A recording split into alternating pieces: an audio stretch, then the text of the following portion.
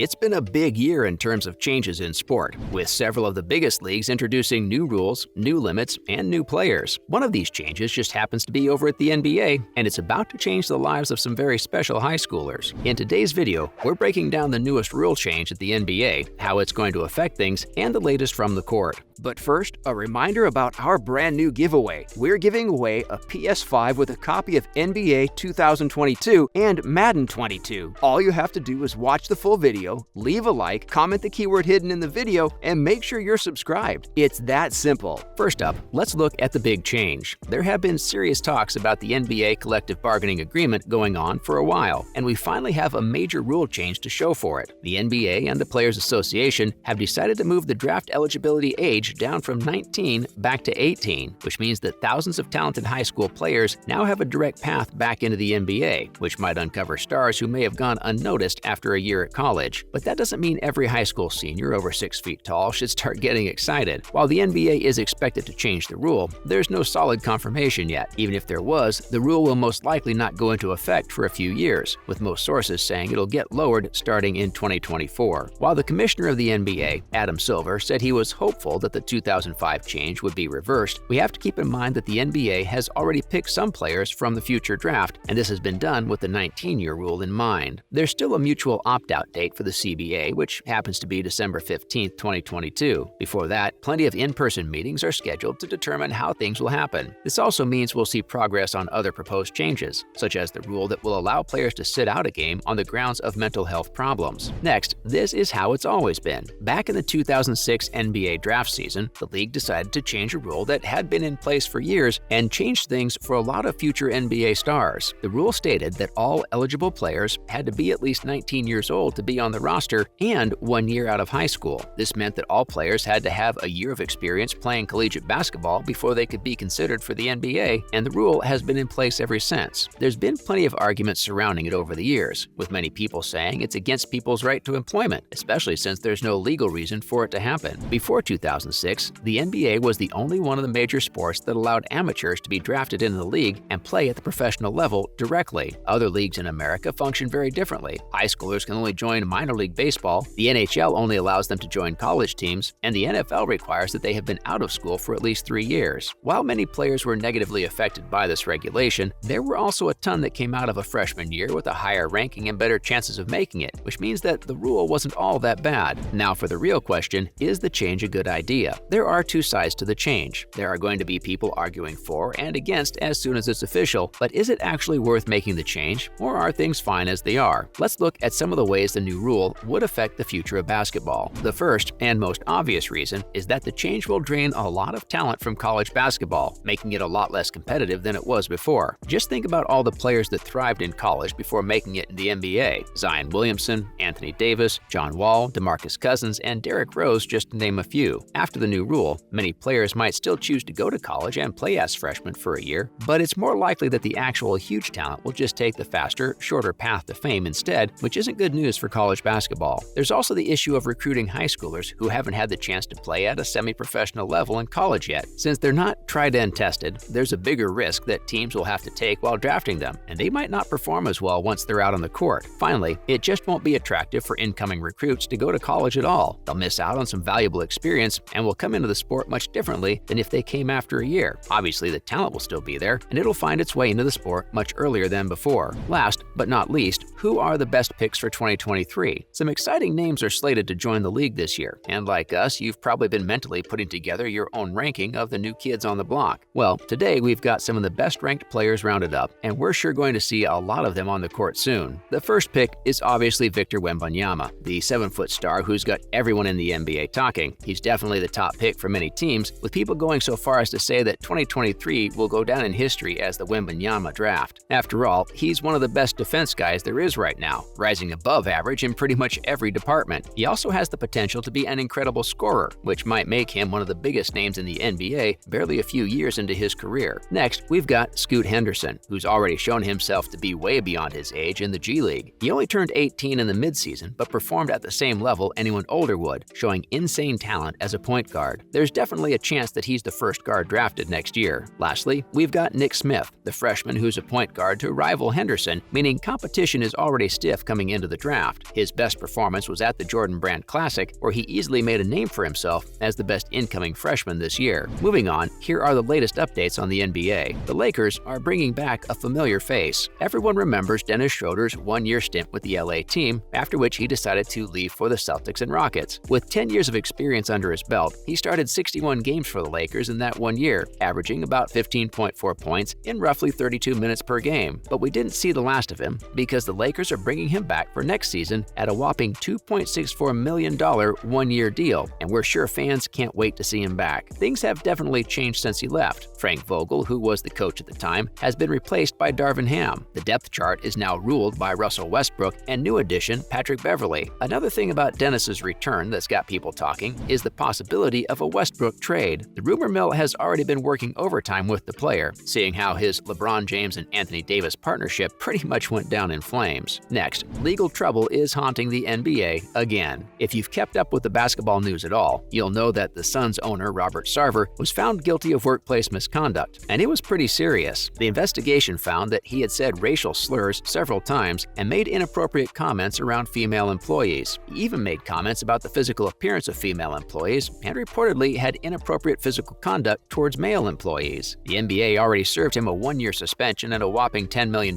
fine, but as the case goes on and other people, including players like LeBron and Chris Paul, add their bit, things are getting more complicated. Now, the NBPA executive director, Tamika Tremaglio, is calling for a lifetime ban on Sarver. According to her, she doesn't want him to be in a position where he can interact with the players, and apparently, the report is solid enough to ban him. Finally, Kyrie understands why this happened. As everyone will remember, the last days of the NBA season weren't great for the Brooklyn Nets, as the Boston Celtics swept the team off their feet in the game, including stars Kevin Durant and Kyrie Irving. But now, Kyrie has spoken out about the loss, saying that the team needed that humbling experience and that it motivated them to perform better in future seasons. He spoke about how he'd seen the youngins in Boston growing up, and he was even happy they had the chance to compete against him. That's a wrap for this video. What are your thoughts on the rule change? Let us know in the comments below. Make sure to give this video a thumbs up and subscribe to our channel for more videos like this. See you in the next one.